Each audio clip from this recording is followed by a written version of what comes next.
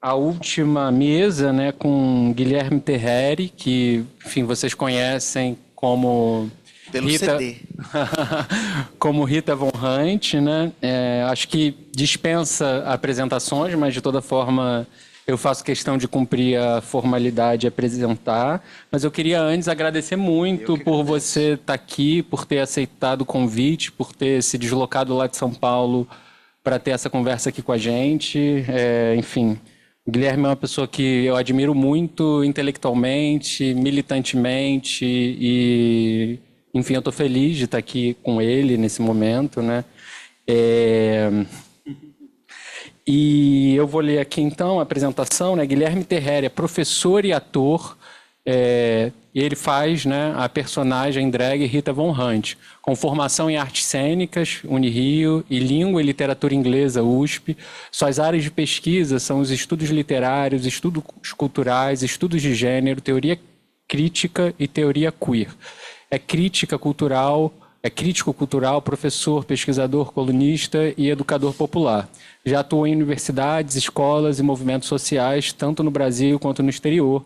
Contribuiu com textos na publicação de mais de 15 livros no Brasil, além de artigos e colunas para diversos portais e periódicos. Em 2023, a convite do Ministério da Cidadania e Direitos Humanos e da Secretaria Nacional LGBTQIA+, ele fez a conferência de reabertura do curso de formação em Direitos Humanos pela Escola Nacional de Administração Pública, né? E, além disso, enfim, acho que, né, a maioria de vocês já conhece o trabalho dele. Ele vai apresentar para a gente hoje uma palestra cujo título é Como Criar Crianças Gays. E é isso, obrigado a todo mundo que está aqui e passo a palavra para você, Guilherme, obrigado. Eu que agradeço. Antes de começar, vocês escutam bem? Mesmo quem está lá no fundo e quem está no Zoom, escuta bem também? Aí vocês avisam que o Coelho me avisa. Então já falaram que escutam bem também. Antes de começar também, alguém que está aqui conosco tem perda total ou parcial de visão? Eu preciso saber isso para fazer audiodescrição do material que eu vou mostrar para vocês e também para fazer audiodescrição minha, né? Que aí você sabe quem você está ouvindo. Alguém? Ok. Então eu vou começar fazendo rápidos agradecimentos e vou tentar ir bastante a toque de caixa, mas como eu vou fazer uma... Assim, né? Já deixa eu estragar tudo. O objetivo da fala é fazer o que de melhor a teoria queer acredita ser possível fazer. Usar os termos da ordem contra a ordem, para que na produção de um curto-circuito a ordem rua, né? Então, deixa eu dizer isso de outra forma. A Silvia Federici, que é uma feminista marxista muito importante, ela é bastante lida no Brasil, ela é uma autora que, nessa última década, pelo menos, ela tem construído críticas sistemáticas a uma apropriação rasteira que tem se feito da Judith Butler nos Estados Unidos, né? Talvez uma boa recomendação, para você ficar a par do que eu estou te dizendo, o último livro da Silvia publicado no Brasil, chamado Além da Periferia da Pele, um ensaio chamado Corpo, Gênero e Performance. Que a Federici, ela mostra os perigos de uma apropriação muito de orelhada que setores feministas e setores antifeministas fazem da teoria da Butler nessa quadra histórica que estamos. E aí, uma das coisas que aparece é que faltaria um projeto de massas para a teoria queer. Qual é o projeto de massas da teoria queer? Só é possível construir essa crítica se você passou a margem, pelo menos, do Paul Preciado e da Butler, da Judith Butler. Porque nessas duas obras, o seu projeto de massas está explícito, né?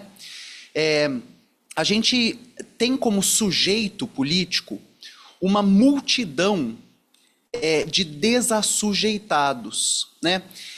De estranhos abjetos, de sujeitos que passam ao campo da intelecção, podem ser inteligíveis no registro da abjeção.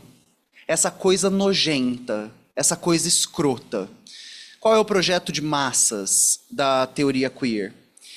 É que, pelo menos em Butler e Preciado, e hoje eu vou falar um pouco de uma outra autora, autore, né? Porque essa pessoa ali nos anos 90 já estava se definindo como uma pessoa não binária.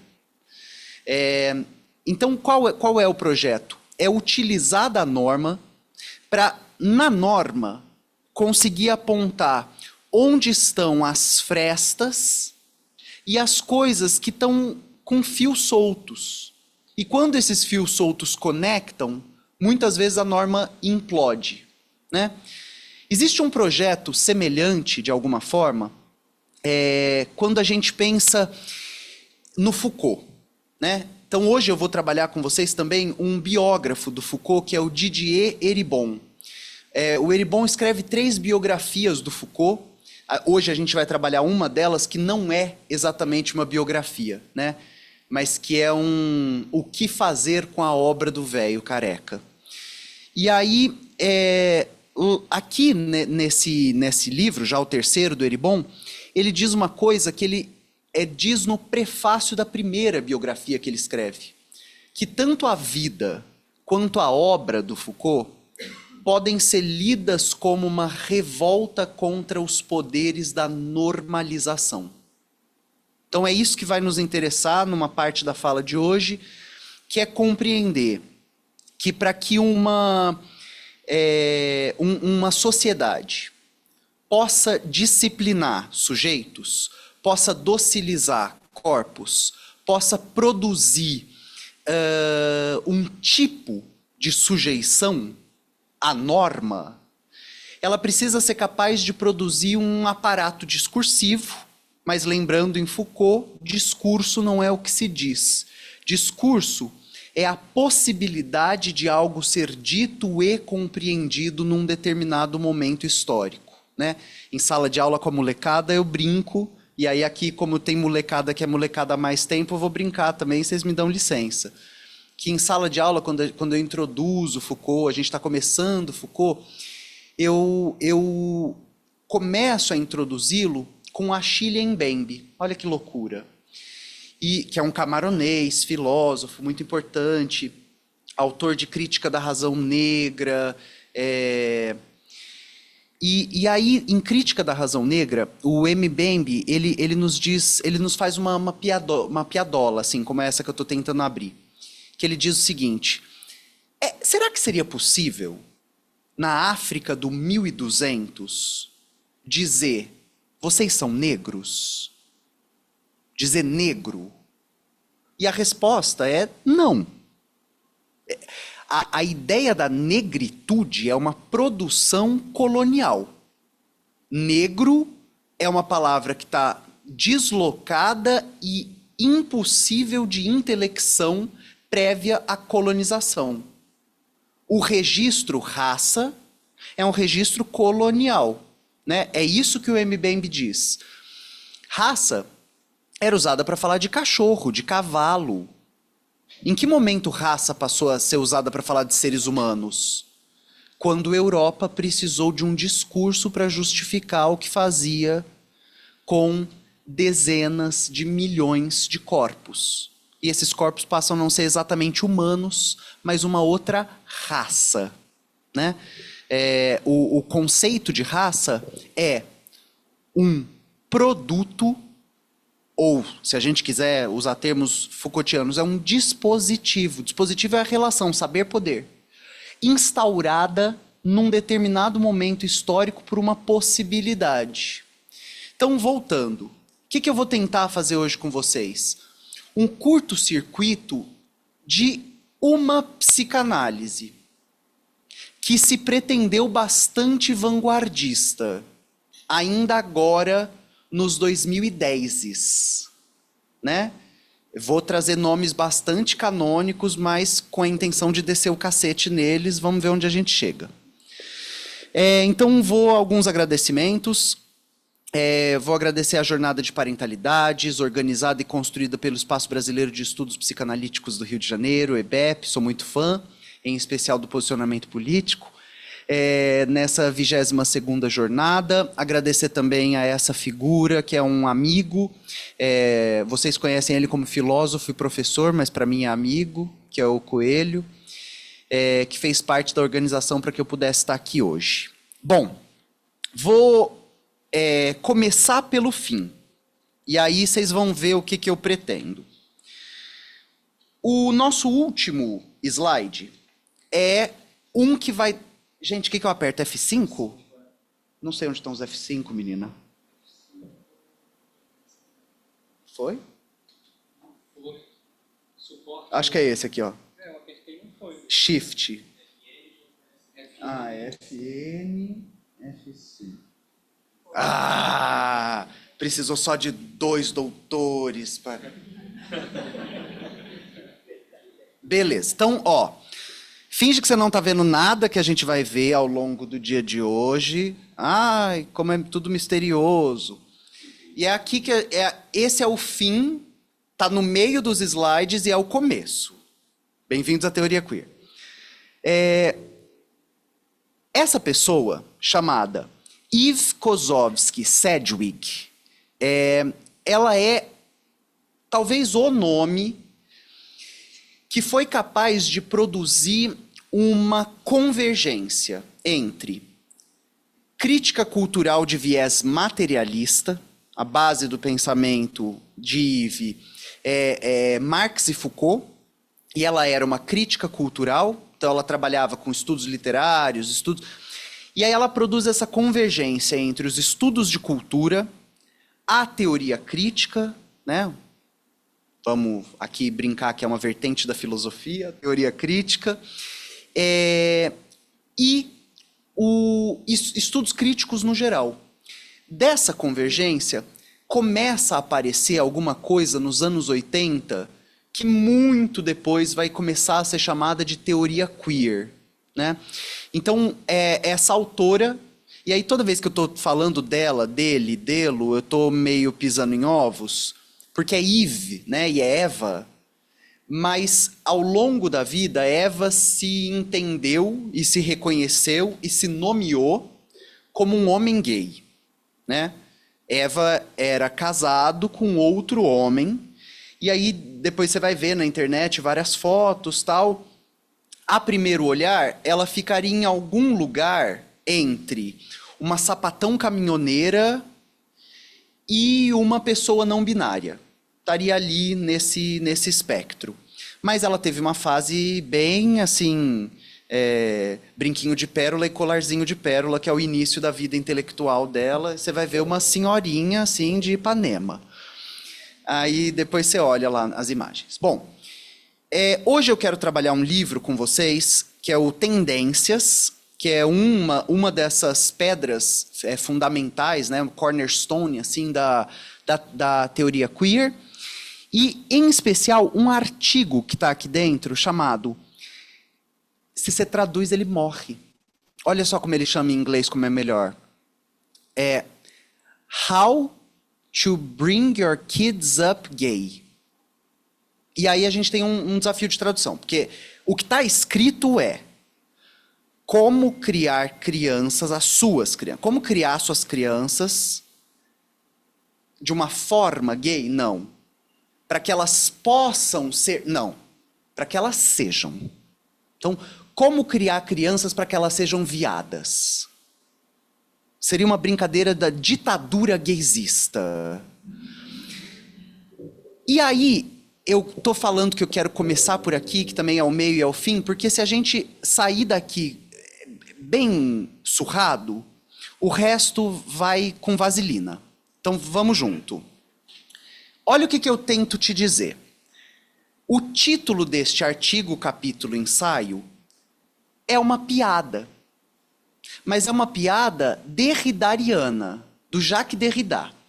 Porque quando essa autora, esse autor, chama o capítulo de como que você faz para criar suas crianças para que elas sejam viados, virem viados, a grande piada é o oposto passaria batido sem que ninguém se preocupasse. É contra isso que ela vai se debruçar.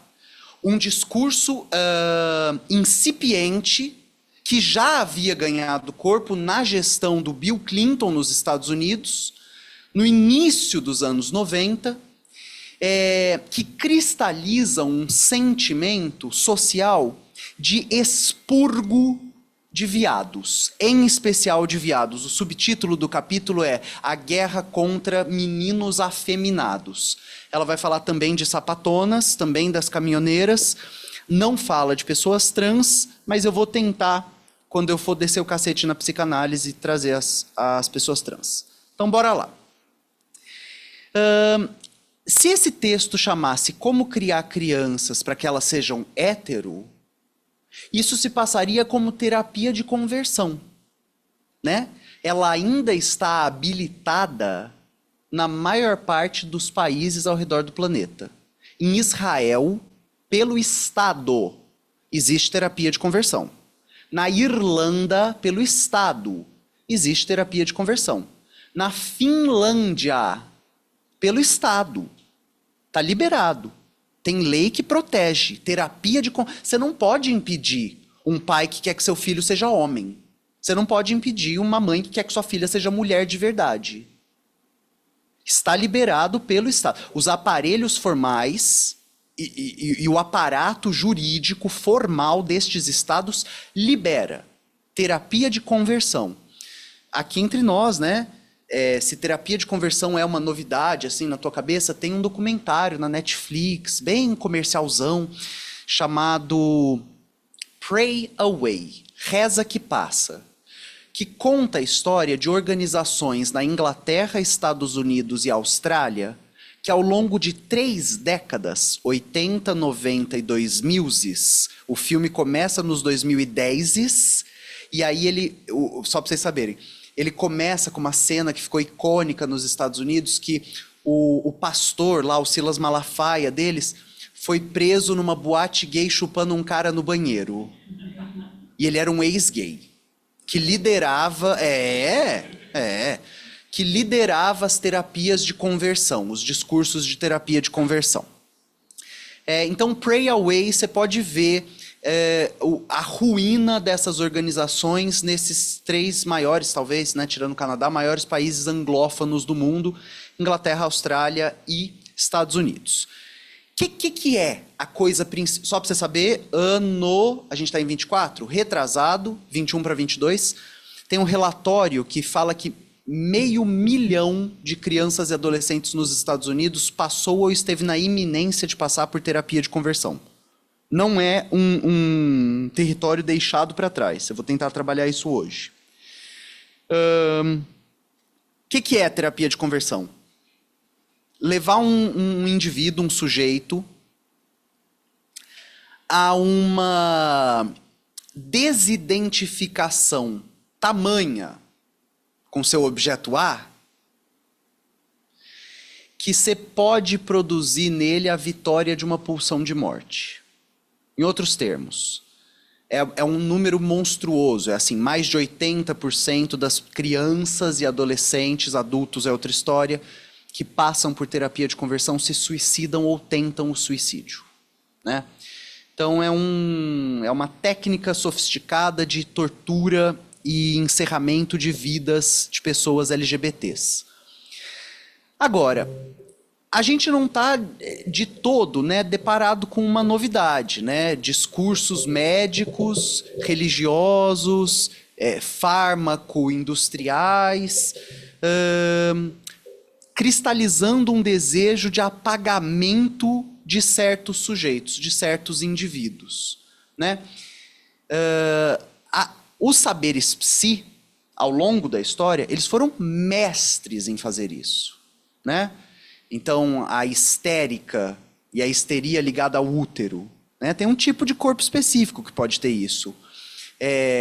O desvio de identidade sexual. Bom, mas a identidade era para estar onde? Ela vem com o pinto? É no pinto que está a identidade? Tem alguma informação no testículo que me ensina a coçar e cuspir? A arrotar e chutar? É o útero que faz com que eu seja tagarela? Bom, mas e as mulheres da Papua Nova Guiné que são silenciosas? E a antropologia estadunidense que sabe desde a Margaret Mead que sexo e temperamento não tem nada a ver um com o outro?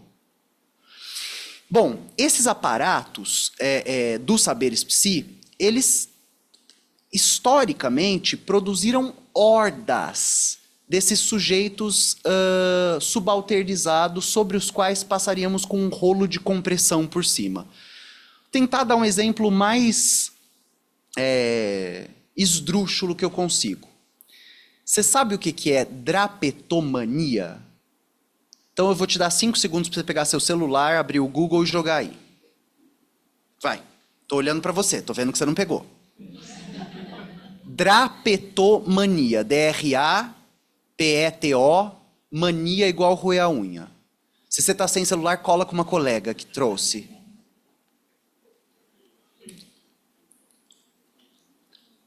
Aí você já pesquisou, eu vou te dar 10 segundos para ler e ficar desesperado. Aí você já leu, agora a gente vai trabalhar juntos. Então olha só. O que é saber poder? Né? Esse é o exemplo cristalino do que é saber poder. Vamos lá. Estados Unidos, 1800. A economia desse país, o grosso da economia desse país, é agrária, latifundiária, exportadora ou é mão de obra livre industrial? Agrária. Sul dos Estados Unidos. Louisiana. A riqueza dessa nação depende de pessoas negras escravizadas, tratadas como coisas, ou depende de pessoas livres assalariadas trabalhando em fábricas? Bom, 1804, um médico chamado Samuel A. Cartwright, que é um psiquiatra, chega em um diagnóstico: drapetomania, a vontade incontrolável de vagar, fugir. Veja se você compreende. No 1800, o sujeito escravizado que foge, não foge porque a escravidão é nojenta, absurda, antiética, o pior sistema que fomos capazes de erguer enquanto humanidade. Não, ele foge porque ele ou ela é um doente mental. Só que o discurso da doença mental permite quais outros discursos? A internação, o tratamento, a sujeição, tarará, tarará, tarará. Então, a gente passa quase meio século com um diagnóstico na psiquiatria estadunidense de drapetomania. Ah, mas muito fácil, Guilherme, lá no século XIX, né? Mas vamos ver o que a gente vai fazer hoje nos séculos 20 e 21. Então, qual é o mote para que Yves escreva esse artigo? Como é que você cria suas crianças para que elas sejam travesti? Yves inicia sua argumentação com dados bastante estarrecedores. Em 1989, né, levanta a mão quem já era nascida, tô brincando, não quero ver que vai ter muita gente de mão de borrachada. Em 1989, o Departamento de Saúde e Serviços Humanos dos Estados Unidos lança um documento intitulado Relatório da Força-Tarefa do Secretário de Saúde e Serviços Humanos sobre suicídio de jovens, crianças e adolescentes. Nas 110 páginas do documento, existe uma mísera seção que abarca o suicídio das populações lésbica e gay. Na conclusão deste trecho está que estes jovens têm de 2 a 3 vezes mais propensão ao suicídio do que comparados aos seus pares heterossexuais.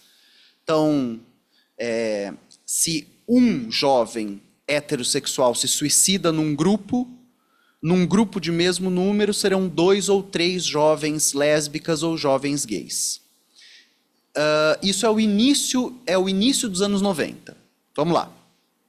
O texto segue com uma recomendação quase tímida de que a discriminação de crianças e adolescentes baseadas em orientação sexual pare. Essas duas palavras, orientação sexual, precedida de crianças e adolescentes, produz o sonho da Damares, né? E instaura um pânico moral generalizado nos Estados Unidos dos anos 90, né? Então vejam lá como o bolsonarismo não é nenhuma novidade, né? Ele está sendo urdido pelo Olavo de Carvalho desde os anos 90, né? Voltemos. Essas duas palavras foram suficientes para iniciar um movimento violento de pânico moral na sociedade estadunidense. Em outubro do mesmo ano, só para você saber, o relatório sai no verão, que é... Quando que é o verão dos Estados Unidos, gente? Junho, julho? Em outubro, o secretário vem a público se pronunciar sobre o relatório. O nome dele era Dr. Louis W. Sullivan, e ele escreve uma nota de repúdio à seção do relatório. Veja bem, ele não escreveu uma nota de repúdio porque ele estava abismado que lésbicas e viados se matam de 2 a 3 vezes mais do que héteros. Não. Ele era uma nota de repúdio porque no relatório falava de criança e adolescente, viado e sapatão. Vou ter que fazer uma pausa. Vocês lembram A Vontade de Saber, do Foucault? Vocês lembram que o Foucault identifica 4 tipos de sujeito que são ápices de questão-problema para a era vitoriana? Vocês lembram que um desses... Bom, vou pegar 2 então. Você tem o casal malthusiano, aquele que vai controlar a própria reprodução baseado em dinheiro. Não temos dinheiro para ter mais um filho. Então vamos tentar a porta de trás. Vamos ficar no sexo oral. A partir de condições materiais, este casal arbitra sobre a produção de força de obra, de mão de obra. E 2, a criança masturbatória, que joga abaixo o edifício da criança como anjo assexual, né? Que destrói a ideia de que a sexualidade é algo que começa pós-puberdade, que destrói a ideia de que as crianças não têm desejo, erotismo, jogo de sedução, né? Deixa eu voltar.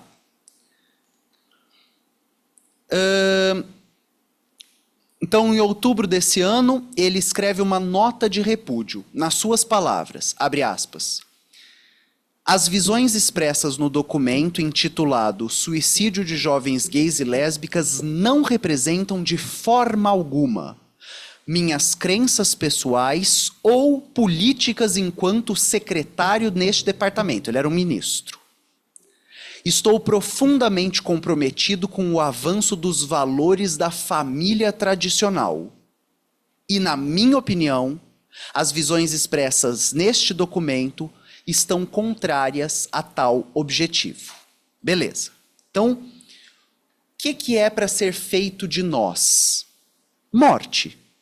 Né? Em outras palavras, o que está dito é: a política para lidar com essa diferença radical, né? Existem sujeitos dissidentes do sistema sexo-gênero, existem sujeitos cujos objetos de interesse romântico não podem ser prescritos ou controlados, como doença. A gente precisa de um jeito de extirpar esses sujeitos, de tirá-los de sociedade. Né? Ok. Isso é 1989. A partir daí, a Eve vai fazer o trabalho dela de crítica cultural. Então, existe um fenômeno de cultura. Pânico moral se instaura. Pânico moral se instaura porque estamos falando na sociedade do final do século XX, quase século XXI, em criança e adolescente e jovem, né? Então pegava gente com 19 anos, com 20 anos, LGBT. Então, esse é o dado de cultura. Ele se cristaliza numa fala de um secretário que ia ser demitido de uma administração.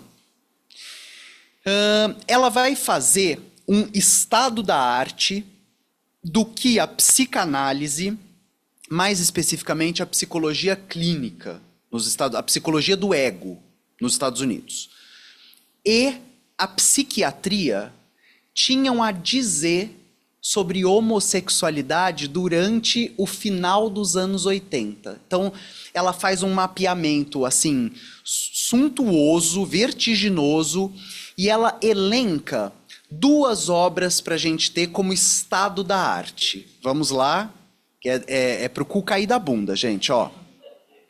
Elas são escritas, respectivamente, em 89 e 87. As 2 publicadas pela editora da Universidade de Yale. São doutores em uma das Ivy League, em uma das universidades de elite do país, né? Então, não estamos tratando de crendices, não estamos falando de... Estamos falando das pessoas que integrarão a OMS. Estamos falando das pessoas que escreverão o DSM. Estamos falando das pessoas que ditarão o que é uma doença mental. Beleza. Então, o primeiro autor é o Richard C. Friedman, e eu vou traduzir o livro. Ele escreve um livro chamado Homossexualidade Masculina, : uma perspectiva psicanalítica contemporânea. Né? Eu vou já contar, então, um pouco do que ele vai fazer. E se você acha que ele é um nazista, se prepara para o próximo. O Friedman, nesse livro, só para você saber, em teoria, ele não é um escroto. Ele faz parte da leva de médicos que se levantou nos anos 70 para que o DSM de 1977 abrisse mão do diagnóstico homossexualismo como doença. Então veja lá, até o DSM-2, então o primeiro DSM é de 52.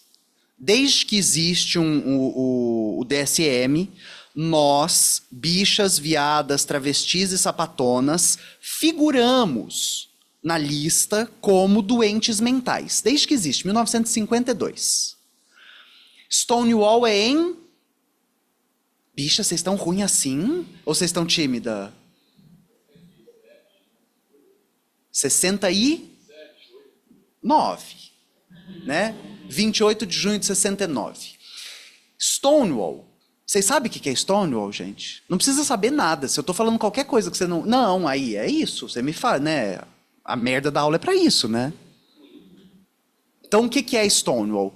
Tinha um boteco, copo sujo, rato andando nas coisas, na perifa de Nova York. Onde que era a perifa de Nova York? O centrão, né? Quem frequentava? Preto, pobre, travesti, pessoa em situação de rua, latino, galera ligada com máfia, crime organizado, tráfico, nosso amigo aqui, a nós. E era um dos únicos bares em Nova York onde pessoas que estivessem fora da lei de vestimenta da moralidade, que era uma lei na época que falava, se uma mulher sair de casa com 2 peças que não sejam do gênero dela, ela vai presa. Se um homem sai de casa com 2 peças... E era arbitrário. É o que a polícia de Nova York descobre para fazer caixa 2. Então ele chegava e falava, muito engraçado essa calça caqui. E é uma calça cargo, né? Cheia de botão. Isso aí é calça masculina. E o que você está usando no pé? Butina! Agora você escolhe quinhentinho na minha mão ou vai presa? Nome no jornal. Não. Então, a polícia de Nova York, ela encontra um jeito de fazer um caixa 2 extorquindo pessoas LGBT que iam para esses bares. As que dava para extorquir. A maioria não dava para extorquir.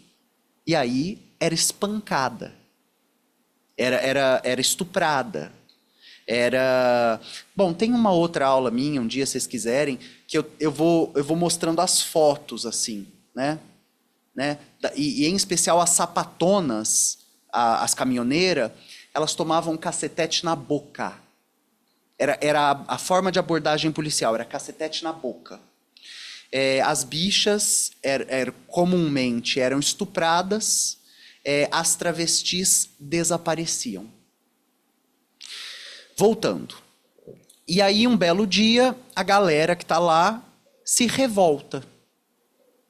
E aí, isso é a fagulha de início da organização de movimentos políticos LGBT. É uma revolta, vai terminar com 11 viaturas de PM, mais de 2.000 pessoas na rua do entorno do bairro. O quebra-quebra começa às 9 da noite, vai durar até às 5 da manhã e ele não consegue ser contido pela polícia. Na noite seguinte a galera volta, na noite seguinte a galera volta, na noite seguinte... E aí depois de uma semana eles estão organizados em coletivos, começam a nascer as unidades de luta classista por trabalho, moradia e acesso à saúde. E no ano seguinte começa a primeira marcha LGBT dos Estados Unidos, né? Então é um ano depois da revolta de Stonewall. Volta. Esse médico que eu tô falando, se você vai achar que ele é um nazista, se segura que o outro é pior. Richard C. Friedman, Homossexualidade Masculina, uma perspectiva psicanalítica contemporânea. Ele é um dos nomes que se levanta contra o DSM para derrubar o diagnóstico de homossexualismo como doença mental. O que ele defende? Os homossexuais são sujeitos integráveis ao sistema. E aí ele publica esse livro para mostrar como são integráveis. Bicha, quero ler para você. Não, é que eu não... eu vou deixar de recomendação que você leia a Ive, né? Aqui eu estou fazendo uma transmissão, mas leia, porque é de uma qualidade de pesquisa, e ela vai pegando as aspas, assim, e você vai se deleitar. Só tem em inglês, ela nunca foi traduzida para português. Então fica também um convite, se algum de vocês tem contatos com a editora, eu prefaceio, você me chama. O Friedman vai então listar inúmeros casos de viados funcionais, aptos a trabalharem, todos eles, sem nenhuma exceção, são masculinos, discretos e fora do meio. Já viu em aplicativo esse? É um tipo comum, ativo, discreto e fora do meio. Esse era o homossexual desejável. Esse era o homossexual capaz de ser socialmente integrado, à custa, sabe-se lá Deus, de qual saúde psíquica. Porque um dos distintivos morais que o Friedman elenca nesses sujeitos é que ninguém em volta deles poderia suspeitar que eles eram homossexuais. É que eles não vão em boates, bares e saunas. É que eles são másculos e viris. Que eles têm espírito de liderança. Que eles foram capitães dos seus times de futebol. E por acaso eles gostam de comer cu, chupar rola e dar. Por acaso. Mas viado bom é a velha história, né? Tudo bem ser preto desde que você seja branco. Você vai usar terno e gravata, você vai ser católico, você vai abrir mão da capoeira. Tudo bem ser viado, desde que você seja hétero, né? Todo mundo que está aqui vai saber. Tudo bem ser mulher, desde que você seja homem. Você vai querer faltar porque está com cólica? Vai querer auxílio à pobreza menstrual? Vai se fuder. Tudo bem ser mulher, você pode ser integrada na sociedade desde que você seja homem. Aí tá tudo bem ser mulher. Então, esse é o primeiro texto de uma visão psicoanalítica. Só para você saber, ele descreve a feminilidade. Deixa eu pegar aqui. A feminilidade, em especial em crianças, é o caso explícito de psicopatologia. Tudo bem ser viado, desde que você seja macho. Agora, viado, bicha, é coisa de... Esse pode internar, esse pode medicar, esse pode restringir. Esse você não vai votar. Esse tem alguma questão. Agora, o que aceita o papel de homem e tem um outro objeto de interesse sexual, liberado. Eu fiz um esqueminha, mas aqui, né? Não fiz o esqueminha para mostrar para vocês. Vou antecipar ele. Que é o seguinte, ali nos anos 70, começa a haver, nas ciências humanas, um rompimento de uma ideia que era gênero leva para a sexualidade. Então, olha só. Se eu me interesso por rola, eu tenho que ser feminino. Eu não posso me interessar por rola e ser macho. Essa era a ideia. É isso que estava estabelecido. Eu não posso gostar de buceta e fazer cabelo. Eu tenho que ter o cabelo batidinho, tenho que usar coturno. Não cabe na mesma equação. Gostar de rola e ser macho, gostar de buceta e ser feminina. Tem alguma coisa de errado aí. Então essa era a equação. Com muito trabalho nas ciências humanas, só para você saber, o texto da Gayle Rubin é do final dos anos 60. É a primeira vez que a palavra gênero aparece nas ciências humanas. Aqui no Brasil ele foi publicado como Políticas do Sexo. São 2 artigos dessa autora, é uma antropóloga estadunidense, sapatão, maravilhosa, do BDSM. Gayle Rubin, que ela, num texto chamado O Tráfico de Mulheres, ela come o cu do Lévi-Strauss, do Lacan e do Engels. E ela fala, que curioso, como vocês não têm um conceito de gênero, a teoria de vocês não se sustenta frente à realidade. E vocês que eram o estruturalismo, o materialismo e a fina flor da psicanálise. Nas palavras do Foucault, a salvação da psicanálise. O Lacan era a salvação da psicanálise. Nenhum de vocês, a obra de vocês não se sustenta pela ausência do conceito de gênero. É essa mulher que eu estou citando. Ela é o final dos anos 60. Então, o que está havendo nos anos 70 é a compreensão de que não é absurdo que o temperamento não tem a ver com o objeto de desejo. Não é absurdo, né? Rápido parênteses. Vocês lembram quem é o cara que traduz o Lacan para o espanhol? O Oscar Massota. Né? Ele era um argentino, é ele que traz o Lacan para a América Latina. O Massota tem um livro dos anos 60, a transcrição de um seminário que ele deu em Buenos Aires, chamado Comprovante da Falta. É uma turma que ele está formando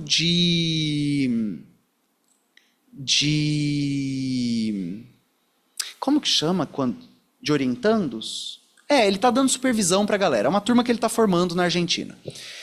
E aí tem uma aula que ele está dando, e aí é a transcrição da aula. E aí, de repente, um aluno interrompe e ele fala, professor, um segundo, mas isso que o senhor disse faria com que não houvesse um desenvolvimento, e aí o aluno usa a palavra, normal para a heterossexualidade e para a monogamia. E aí tem uma transcrição de que a turma faz um som. E aí ele fala, que bom que alguém estava prestando atenção. Mas eu achei que isso já tivesse claro no Freud. Não tem espaço para normal. Tem neurótico, psicótico e perverso.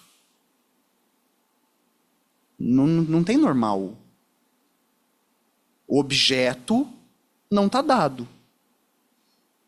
E aí, voltando, né? O coitado do Freud morre falando que estruturalmente todo mundo é bissexual. O Lacan morre falando que o objeto A inexiste. E ele é contingencial. Portanto, o que move o teu interesse sexual é amorfo, né? A não ser que você tenha uma paralisia muito forte, o que te interessa sexualmente hoje é bem diferente do que te interessava sexualmente aos 17, 18, 19. Não, eu fico sempre com a mesma pessoa. E por acaso é minha mãe. Né? Mas se você não tá nessa, você entende do que a gente tá trabalhando. Beleza. Agora, olha que loucura. Esses autores, ali dos anos 70 e 80, eles estão começando a compreender a ideia de que não há um contínuo de gênero para a sexualidade, né? Não é a ideia do feminino que produz atração pelo masculino, o feminino pode produzir atração pelo feminino, o masculino pelo masculino, blá, blá, blá. Agora, ao fazerem isso, ambos os autores que desnaturalizam a direção da pulsão para o objeto, naturalizam a identidade do self.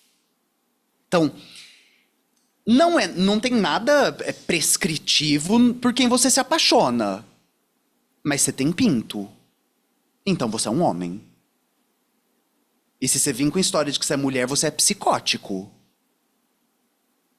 Ao desnaturalizar o sentido da pulsão, esse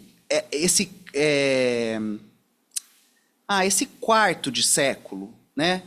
Essa quadra histórica, radicaliza a naturalização do gênero. Imutável. E que existe uma verdade ali. Mulher de verdade. E mulher de mentira. Homem de verdade e homem de mentira. Né? É como se não fôssemos todos discursivos. Como se o corpo não fosse um presente da linguagem. Mas é isso, né? E essa é a galera lacaniana. Só faltou ler o Lacan. Então, volta lá. O primeiro é esse cara com um livro de 89, que é o Richard Friedman. O segundo também chama Richard, e é Richard Green. E ele é um psiquiatra. Então eu falei, se você achou que o primeiro era nazista, se segura. O primeiro cara é o cara que fala, tudo bem, viado é bacana. Ó, líder do time de futebol, viado é bacana. Só não pode ser baitola. Só não pode ser bichinha quaquá. Agora, que aí é problema de cabeça. Que aí ele tem alguma questão. A afeminação é um problema mental. O psiquiatra escreve um livro que é a tese de doutoramento em Yale dele. Chamada, segura, A Síndrome do Menino Mariquinha.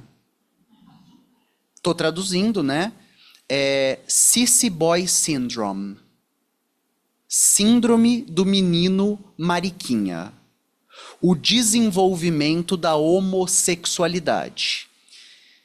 É aqui, vê se você... Eu tenho certeza, eu aposto a bola direita, a bola esquerda eu perdi em outra aposta, não vai dar. Mas eu aposto a bola direita que você já ouviu isso aqui. A homossexualidade tem a ver com o desenvolvimento intrauterino. Teve uma descarga de emoção muito forte. É sempre a mãe que é culpada. Teve uma descarga de emoção muito forte. Faltou hormônio. E aí, o que a Eve faz é o que a psicanálise poderia, mas se recusou, na época, a fazer, que é análise discursiva e comer com farofa.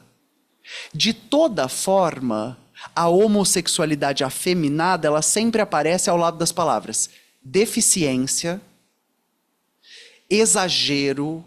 Foi um exagero hormonal, foi uma deficiência hormonal. Foi uma anormalidade. E aí o que a teoria queer faz é pegar os poderes da norma e voltar contra ela mesma. E falar, bom, então, se nós somos os anormais, vocês são o quê?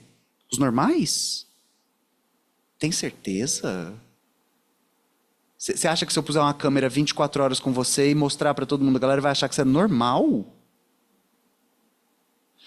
Então, a dosagem hormonal normal produz a heterossexualidade ou produz uma homossexualidade não divergente da identidade. É aqui que começa a identidade sexual, que não é autoimbuída, que não é autoafirmada. Você tem pinto, você é homem. E se ao ter pinto você não for homem, você tem probleminha de cabeça. Bom, antropologicamente falando, nós estamos defrontados com um absurdo sem tamanho, né? Então vamos lá. A gente não é, vocês não são meus alunos, eu não sou professor de vocês, então não sei se vocês sabem do que eu estou falando assim. Mas você compreende que tem duas posições, homem ou mulher. Foi inventado na Europa? Você entende isso? Em África não existe, até a colonização. Em América não existe, até a colonização. Em América, quando você vai do Canadá à Patagônia, você tinha povos originários com sistema de gênero em 5 posições. Aí eu te faço a pergunta, o que é 5 posições de gênero? A gente não consegue imaginar. É o homem muito homem, o homem menos homem, o nenhum nem o outro, um homem, a mulher um pouco homem e a mulher mulher? O que são 5 posições de gênero? E aí, só para mostrar para vocês os absurdos que são produzidos na teoria, quando a teoria está certa da normalidade e naturaliza a ideia de normalidade, a normalidade é natural. O Darcy Ribeiro, quando estuda um povo Kudina no Brasil, vai fazer etnografia dos Kudina. Vocês sabem quem são os Kudina? Não? Se tiver interesse, tem um livro bárbaro que chama abre aspas, Existe Índio Gay? Do Estevan Rafael Fernandes, é um antropólogo brasileiro feroz. E aí o Estevan ele vai mapear a ideia de sexo e gênero dos povos originários brasileiros desde as cartas portuguesas até o Brasil do Darcy Ribeiro, anos 90. E aí o Darcy, nos anos 90, o Darcy não tem o conceito de gênero. O conceito de gênero acabou de ser inventado por uma antropóloga estadunidense sapatão, Gayle Rubin. O Darcy chega nos Kudina e escreve um capítulo sobre esse é o nome do capítulo. Infame homossexual passivo. Então, o Darcy está encafifado que neste povo tem um cara que é casado com um cara. Infame, todo mundo sabe. Homossexual, cara com cara. Passivo, ele é penetrado. E ele usa o instrumento das mulheres, que para os Kudina naquela época é o cesto. Então eles se dividem em cesto e arco. Os que pegam o arco, homem. Só que o Darcy nunca entendeu isso. Os que pegam cesto, mulher. E os Kudina, e aí é isso que o Estevan Rafael Fernandes revela, a posição de gênero para os Kudina vem através do corte de cabelo. Então, quem corta o cabelo assim tem a posição tal, e quem corta o cabelo assim tem a posição tal. É a família que decide. Tá faltando gente com cesto, corta o cabelo da criança assim. E aí o Darcy Ribeiro escreve esse capítulo, Um Infame Homossexual Passivo, no qual ele fala desse cara que anda com as mulheres, fala como as mulheres, veste como as mulheres, durante a menstruação vai para a casinha das mulheres, e é um homem. É um homem para você, Darcy, que tem as lentes do Ocidente do século XX. Para os Kudina, é uma mulher. Porque eles nunca acreditaram que é o pau que faz o homem e a buceta que faz a mulher. Para eles é o cesto e o arco e flecha e o corte de cabelo. Vou tentar ir num outro lugar, então. Já que a gente chegou aqui. A gente começou às 7. Tá. Já tô rumando para a conclusão. Vou tentar ir para um outro lugar, que é o seguinte. Se a gente é capaz de compreender né, essas múltiplas posições para povos originários, que prévio à colonização, a ideia de uma verdade do corpo não estava no corpo, mas na cultura. E, gente, de novo, para qualquer ser humano que estuda psicanálise, a primazia filogenética é a aula zero. Isso que o Freud chama de inconsciente é a cultura.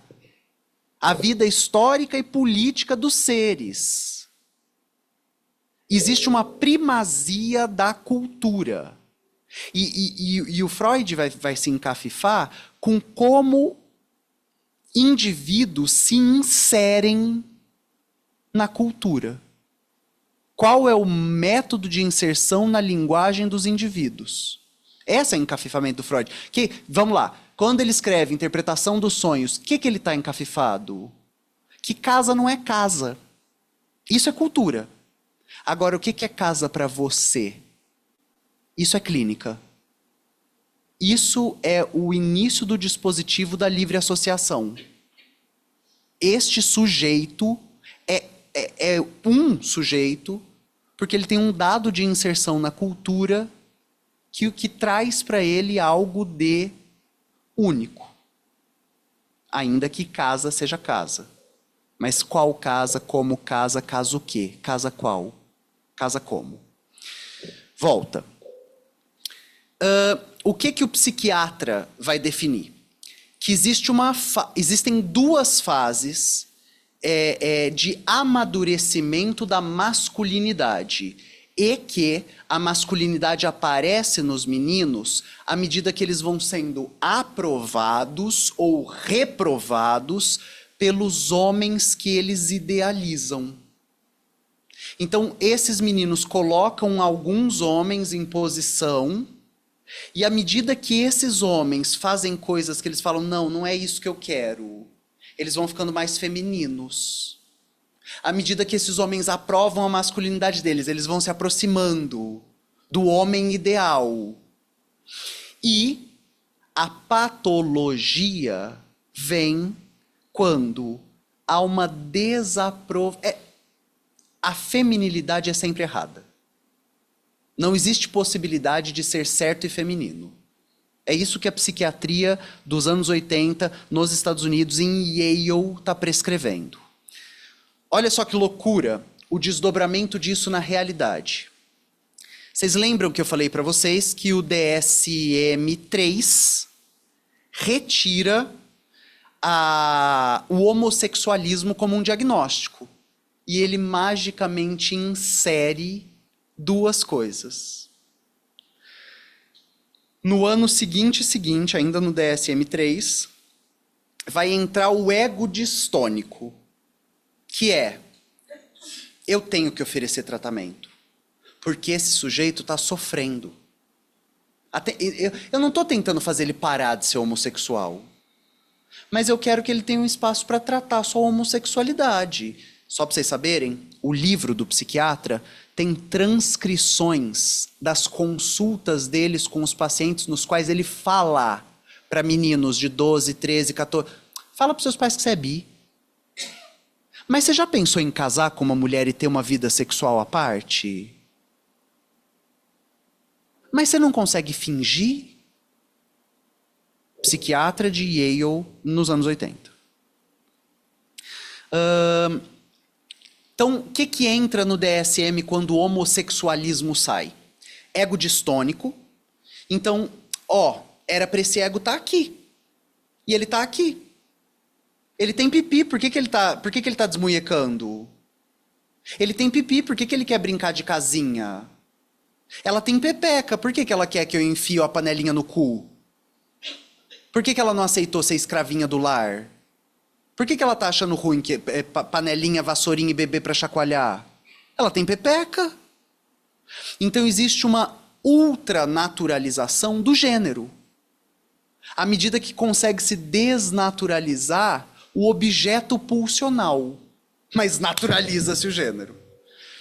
E aí aparece um diagnóstico, eu peguei o número dele, 302.60, transtorno de identidade de gênero na infância.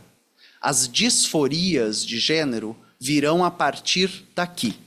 Então, só para você saber, a gente vai permanecer, viados e sapatonas, vamos permanecer como doentes mentais para a Organização Mundial da Saúde até 1990. Travestis, 2019. Até um ano antes da pandemia, a travesti é uma doente mental. Qual que é a doença dela? Ela acha que tem um gênero.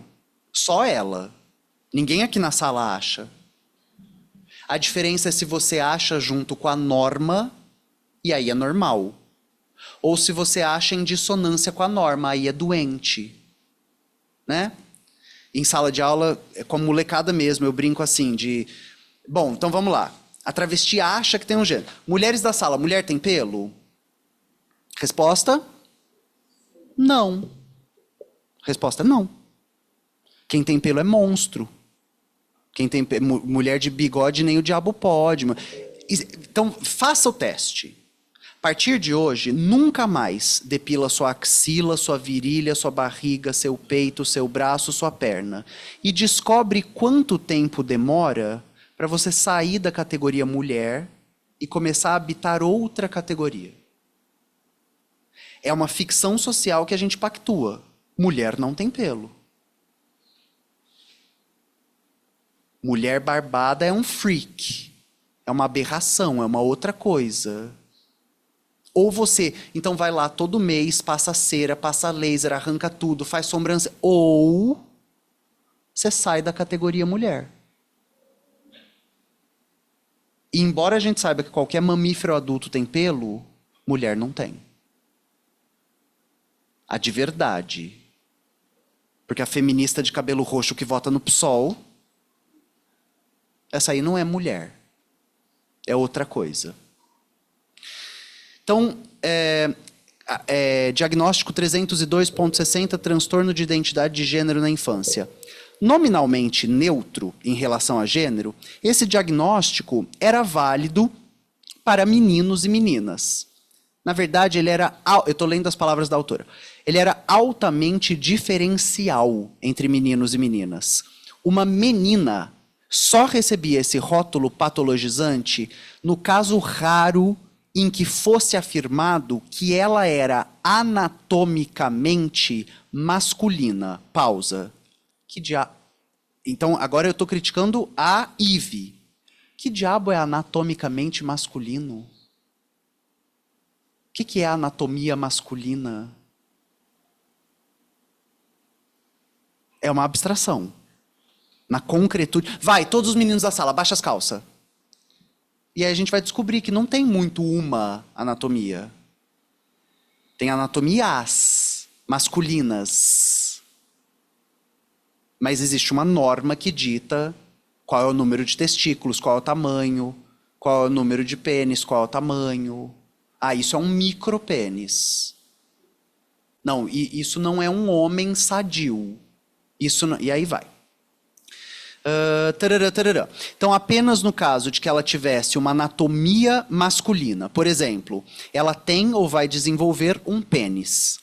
Enquanto um menino poderia ser tratado para o transtorno de identidade de gênero da infância se ele meramente afirmasse seria melhor não ter um pênis. Ou, alternativamente, se ele exibisse uma preocupação com atividades estereotipicamente femininas, manifestando uma preferência por travestismo ou simulação de trajes femininos, ou por um desejo irresistível de participar em jogos ou passatempos de meninas.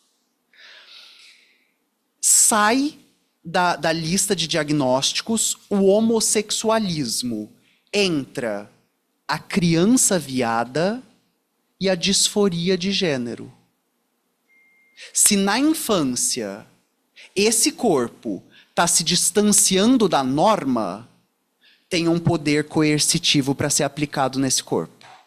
Tem um tratamento para ser aplicado nesse corpo.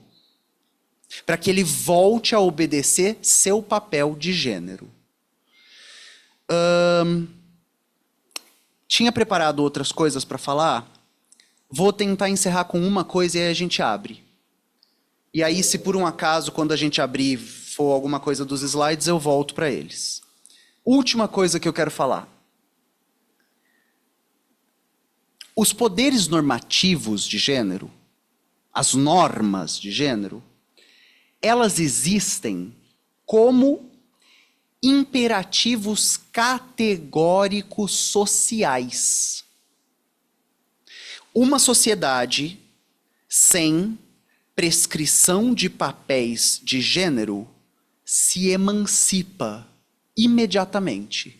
Então, juntos, em 10 segundos. Prescrição de desejo sexual para mulher. Nulo. A mulher transa com a cabeça. A mulher não sente tanto desejo. A mulher é frígida. A mulher é... Não, a mulher não trai. O natural para o homem é...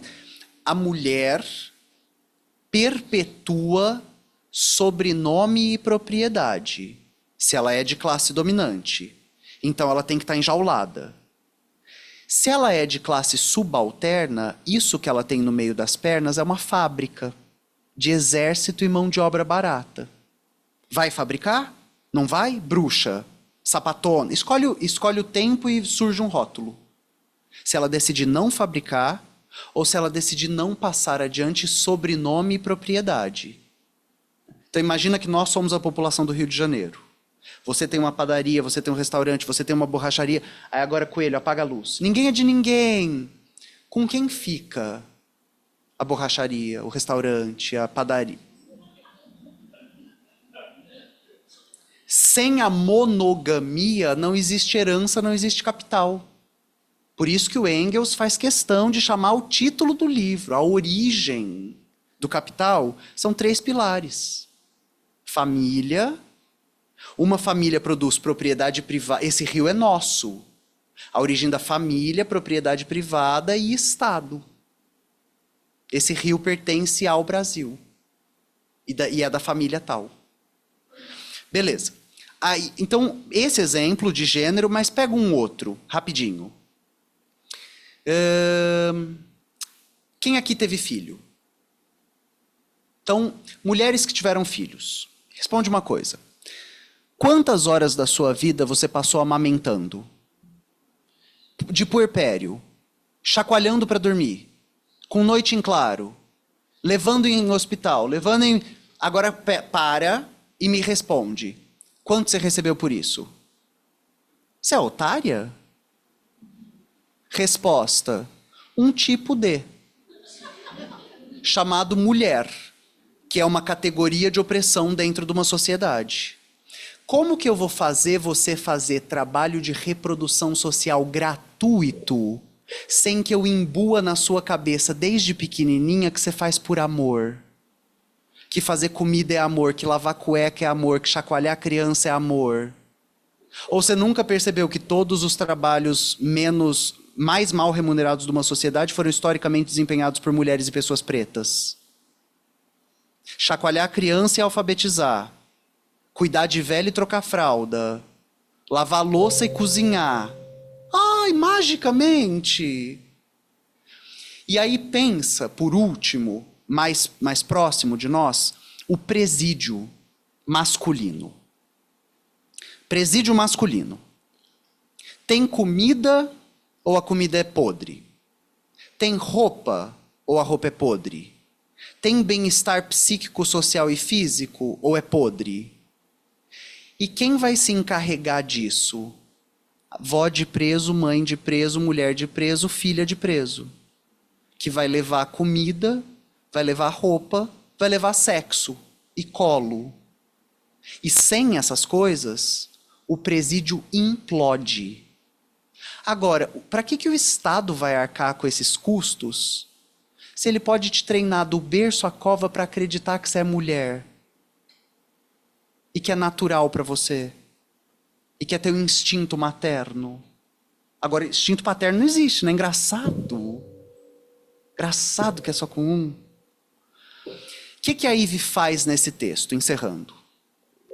Eu comecei com essa frase e vou tentar terminar com ela.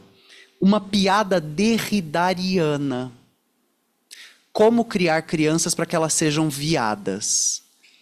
O Brecht fala, você quer que a plateia saiba que o mar é azul? Pinta ele de vermelho.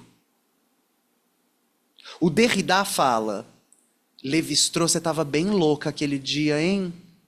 O Lévi-Strauss escreveu um livro chamado O Cru e o Cozido. E o Lévi-Strauss contou para todo mundo, e a galera falou, não, pode crer. Contou para todo mundo que o ser humano que ele estuda, tem uma estrutura de pensamento binária. O sol, a lua, o dia e a noite, o macho e a fêmea, o cru e o cozido. E aí o Jacques Derrida fala, bicha, você me dá um pouco disso amanhã? Porque eu só posso te dizer, esta é uma cenoura crua. Quando você conhece a cenoura não crua, até então isso é uma cenoura.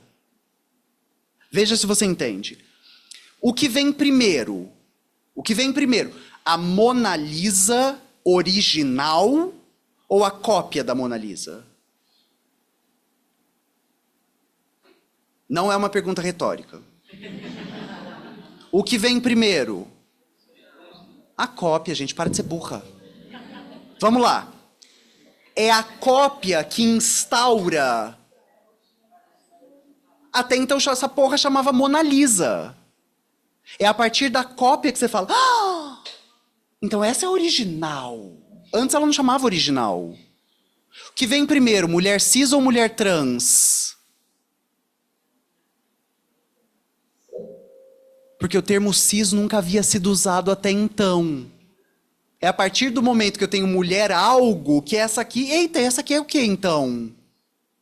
Essa é a trans. E essa é a cis. Quem vem primeiro? A trans. Qual é o jogo derridariano que aparece aqui? Ninguém achou estranho quando, ao longo de 21 séculos...